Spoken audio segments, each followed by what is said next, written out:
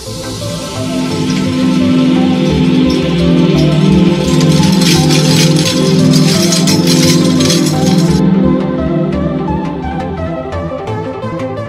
everyone, how's it going? Cloud here, and welcome to my guide on part 5 of Recipe for Disaster, aka freeing the Lumbridge Sage subquest. So this guide is on a particular subquest of the Recipe for Disaster series. If you haven't started this quest off, you'll need to do part 1, which is assisting the cook's quest, which you'll find in the video description below. So you must make sure you've completed that first part before you're able to do this subquest. Also, if you'd like to see a full list of the requirements that you need to complete all of Recipe for Disaster, including all the sub-quests, you'll also find that in the part 1 video as well. But for the purpose of this guide, in this video I'll only be listing the requirements and items you need to complete this particular part of this Recipe for Disaster quest.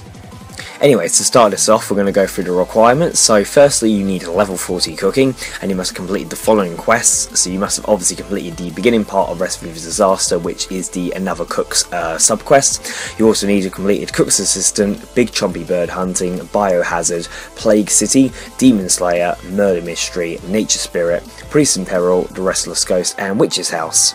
That's it for the requirements. Onto the items. So you will need a bucket of milk, an egg, a pot of flour and a cake tin. All of those can be bought from the Culinaromancer's chest, which can be found in the Lumbridge kitchen basement, just underneath the main kitchen, and obviously where most of these subquests are taking place.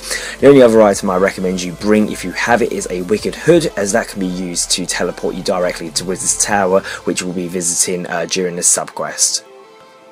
But that's it for the requirements and items. Now on to the quest start point. So as always, we're in the Lumbridge Castle Banquet Hall, which is where all of the subquests for Recipe for Disaster are taking place, as you've probably gathered by now. And to start this, what you need to do is inspect Phileas, the Lumbridge Sage, to find out. So Gypsy Aris will tell you need to make a cake of guidance, and she suggests you talk with Triborn in the Wizard's Tower for help with the cake. So we're going to head to the Wizard's Tower now. Now, like I said, if you have the Wicked Hood, you can just right-click that and use it to teleport to the Wizard's Tower. If not, if you teleport to the Drainer Village Lodestone via the Lodestone network, and then if you keep heading south from there, you'll eventually reach the bridge that leads to Wizard's Tower, and if you go across that, you'll then be on the ground floor of Wizard's Tower. Either way, I'll speak to you in a moment when we're there. So once you're at the Wizard's Tower, with whatever method you use to get there, you want to head to the second floor of Wizard's Tower, and then we're going to go find a wizard called Triborn, and we need to speak to him about helping the Lumbridge Sage. So once you find Triborn, he will tell you that you need to enchant all the ingredients to make a special cake. Now, to enchant all your different ingredients, you're going to be doing sort of like quiz-like show things, and now it differs for each player. So what I will do, I will obviously say in the video what all the different answers are, but I will also list them in the video description below, as that will make it a little bit easier for some of them, just so you know what the answers are. So first off, to enchant the egg, you must pass a short quiz to enchant the egg with knowledge. Triborn will show you an NPC that you've seen in one of the required quests for this subquest, and then ask you who he or she is, and you need to answer correctly 3 times to get the enchanted egg. So like I said, I'm going to write these in the description below, but just to speak through them during the video, if you see a man with a ponytail and a book, that's Reldo. If you see a woman in pale green ghostly clothes, that's Velorina. If you see a man in desert robes with a white beard, that's Ali Morrisane. If you see an elf, that's Islwyn. If you see a bald man with a purple shirt, that's Unferth. If you see a woman with a pink top wearing a bonnet, that's Gertrude. If you see a woman in green who looks like a witch, that's Hetty. If you see a hooded man, that's Pirate Pete. If you see a king in red and white, that's King Lathas. And if you see a man in dark clothes with a monocle, that's Professor Gronigen. After correctly naming 3 people, you'll want to repeat the words that Triborn says, Dandolino Zadbrim, and you'll have an enchanted egg. So next, to enchant the milk, Triborn will ask you general questions about Runescape, and again you need to answer 3 correctly to get the enchanted milk. And then once again, I'll obviously write these in the description and I'll talk you through the answers now. So what is the defense requirement to wear a mystic hat is 30. What is the name of the toy salesman is Diango. Ingredients in a cake is flour, egg and milk. The combat level of goblins near Lumbridge is 2. GP to bribe an Alcarid gate guard is 10. What doesn't lie between Mauritania and Asgarnia is Keep Lefay. Gold ring is to 5 as holy symbol is to 16. Glass vial is to 33 as glass orb is to 46. What is the nearest guild to the fishing platform, and that's Legends. bar west of Polnaviak is Bandit Camp. The river south runs from north to south. If I'm going to need glass, I will need sand, bucket, soda ash and glass blowing pipe. I can hear howling in one direction and buzzing in the other. Where am I? And that's Catherby.